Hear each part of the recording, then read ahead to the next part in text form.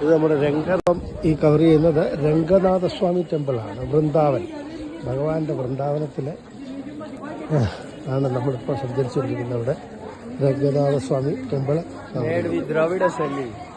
ദ്രാവിഡ മഹാരാജ് അങ്ങനെ മെഡിറ്റേഷനിൽ പൂർണ്ണമായും നിരീക്ഷിച്ചുകൊണ്ടിരിക്കുന്നു.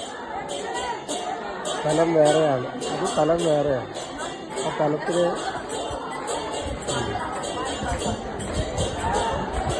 അവർക്കുള്ളതാണ്, സാരമല്ല. അതിപ്പോൾ ചെയ്യുന്നത് എന്താണെന്ന് ചോദിച്ചാൽ അദ്ദേഹം ചെയ്യുന്ന കർമ്മം ഇപ്പം എന്താ ശ്രീവിദ്യ ഉപാസകനായിട്ടുണ്ട്. ചക്രാസനത്തിൽ കൂടെയുള്ള യോഗ ധ്യാനമാണ് ഇപ്പോൾ ചെയ്യുന്നത്. ശ്വാസത്തെ കൊണ്ട് മൂലാധാര ചക്രത്തിൽ നിന്ന് സ്വാധിഷ്ഠാനത്തിലോട്ട് ഉയർത്തി അവിടെ നിർത്തി ഏകദേശം 16 മാത്ര സ്വാധിഷ്ഠാനത്തിൽ നിർത്തിയിട്ട് 8 മാത്ര കൊണ്ട് ആ ശ്വാസത്തെ പുറത്തേക്കെന്ന് പറയുന്നത് എങ്ങനെയാ? സ്വാധിഷ്ഠാനം മണിപൂരകത്തിൽ നിന്ന് അനാഘതം വിശുദ്ധി ചക്രം, അവിടുന്ന് അജ്ഞാചക്രത്തിൽ കൂടെ വെളിയിലേക്ക് ഇങ്ങനെ വിടുന്ന ഒരവസ്ഥയാണ്. ആ തലത്തിലേക്കാണ്. അതൊരു വലിയ മെഡിറ്റേഷനാണ്.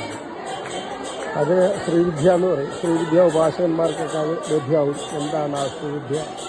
പക്ഷേ ഇവിടുത്തെ ഈ നൃത്തത്തിൻ്റെ ഇടയ്ക്ക് ഈ മെഡിറ്റേഷൻ ചെയ്യുമ്പോൾ ഉണ്ടാകുന്ന ആനന്ദം ഒരിക്കലും നിസ്സാരമായിരിക്കത്തില്ല.